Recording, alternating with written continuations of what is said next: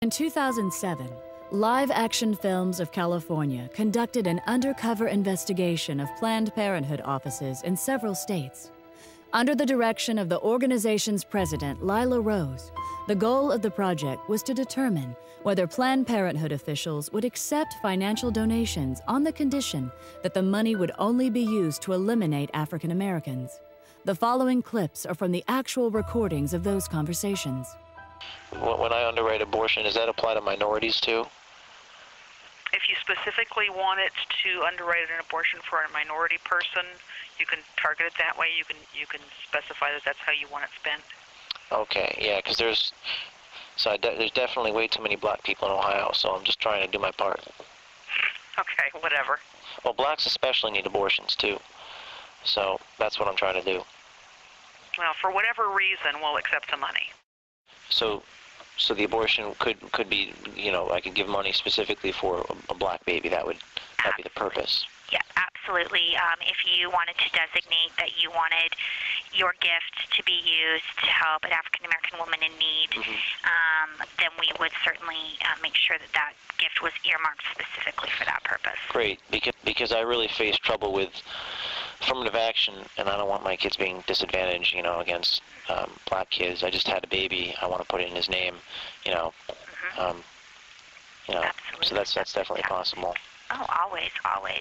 So would it be possible for me to donate that money specifically for these minority groups so that they could have access to abortions? Yes, it would be. Wonderful.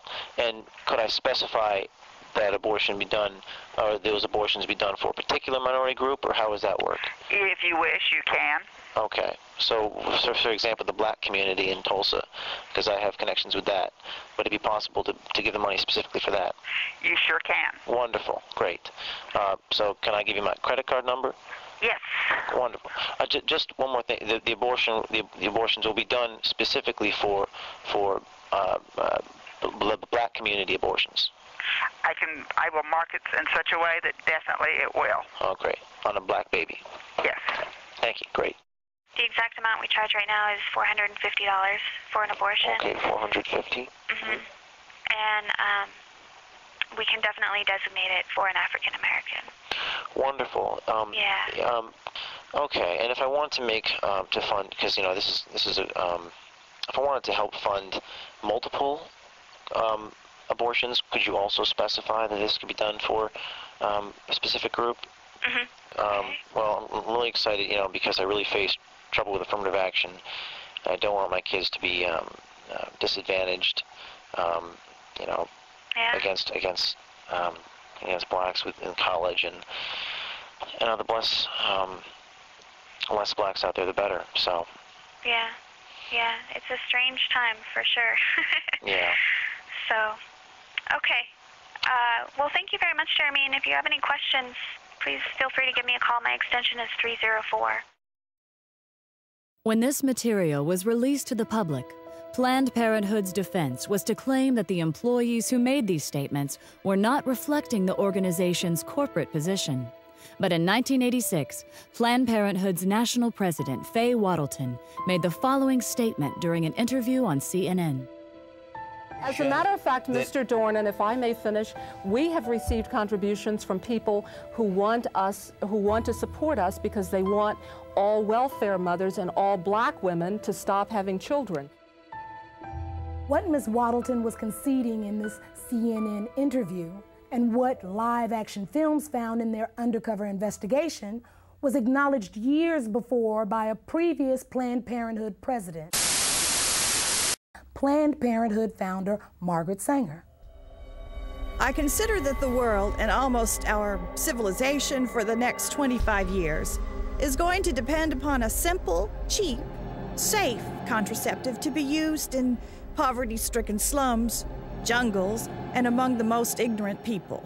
Even this will not be sufficient, because I believe that now, immediately, there should be national sterilization for certain dysgenic types of our population who are being encouraged to breed and would die out were the government not feeding them. Margaret Sanger, 1950. This was written by Sanger in a personal letter to Catherine Dexter McCormick. McCormick was an heir to the international harvester fortune. and would later use part of her immense wealth to fund the development of the birth control pill. Many other civil rights advocates were beginning to see the same thing. Contraceptives will become a form of drug warfare against the helpless in this nation. Jesse Jackson, 1971. There is a campaign to bombard the poor with pills and potions. If this movement continues, we soon may be accused of fighting poverty by eliminating the poor and overcoming hunger by removing the hungry. New York Congressman Hugh Carey, 1966. Under the cover of an alleged campaign to alleviate poverty, white supremacist Americans and their dupes are pushing an all-out drive to put rigid birth control measures into every black home. No such drive exists within the white American world. Black Unity Party, 1968. Birth control and sterilization in the wrong hands would be more deadly to Negroes than all the tanks, riot guns, cattle prods, billy clubs, and shackles we have overcome in the past. Dr. Leroy Swift, obstetrician, gynecologist, 1968. It's illogical to think that you can do to a whole group of people what was done to African Americans and think that they will just take it lying down forever. And of course, there were things like the Nat Turner uprisings. But for the wealthy elite, their fears went beyond things like insurrection. They were worried about the financial impact. Remember, it was not just the cotton plantations that profited from slavery. Whether you're talking about the banks or the insurance companies, the railroads, even the newspapers, the fact is that almost every aspect of the American economy was at some level or another invested in the slave business. You also need to recognize that for the wealthy elitist who controlled this system, slaves were an asset as long as they were slaves. But at the moment they are set free, they become a liability. And what the elite knew was that the end of slavery would instantly release 4 million people into the economy who had been kept uneducated and effectively unemployable anywhere but the cotton field. And what they were concerned about was that this was going to bankrupt the American economy. Taxes were going to go through the roof to take care of these people. Crime was going to be rampant. The prisons were going to be flooded. There was going to be this population overrun. And in the North, the biggest fear was migration from the South of these black people. The other fear that these people had was intermarriage between blacks and whites would lead to a loss of racial purity. The question was, what were they going to do about it? And their initial thought was that they would just send all the slaves back to Africa. This plan was called colonization, and it had broad support among the wealthy elite. In fact, the American Colonization Society was even funded by the United States Congress. But in the end, colonization proved to be unworkable, and the idea was eventually scrapped. But about that same time, a new philosophy was emerging in the world. It was called eugenics. And for some, it seemed like the perfect solution to what had become known as the Negro dilemma. That at the time Roe was decided, there was concern about population growth, and particularly growth in populations that we don't want to have too many of. Particularly growth in populations that we don't want to have too many of.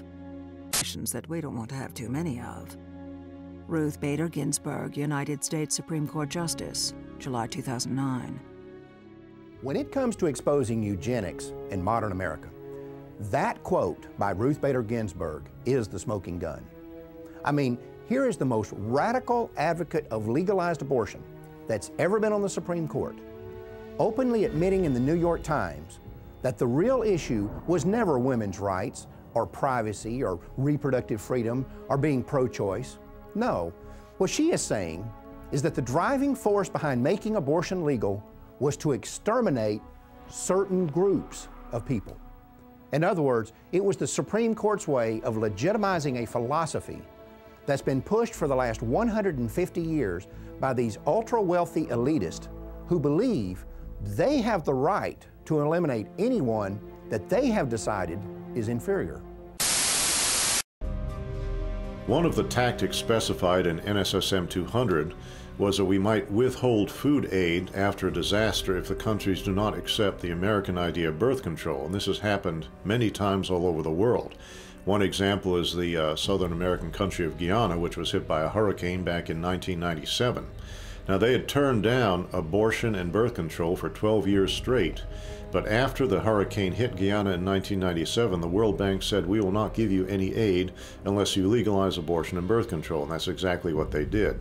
I've seen this several times in Africa, where droughts have hit, and the United Nations and USAID will not assist unless they accept birth control. I've been all through Africa myself, and I've seen medical clinics that are full of birth control devices, but no safe motherhood delivery kits. There's no anesthesia, there's not even any bandages there. There's crates and crates of birth control pills and condoms. Now, while our commitment to birth control is going up every year, our commitment to authentic economic development is dropping. So we see less clean drinking water funding, less school funding, see less medical clinic funding. Another example is Haiti. Haiti has been hit by hurricanes several times, and the United States and other countries are saturated with birth control. In Haiti now, any woman, 90% of women at least, can now get access to any kind of birth control they want to, government funded, but less than 20% of the Haitians have access to clean drinking water. Now try to imagine there being a natural catastrophe in a country like Canada or Australia or France or England. And we go in there and we say to them, we're not going to offer you any kind of aid unless you accept our philosophy on birth control and population control. That will be outrageous.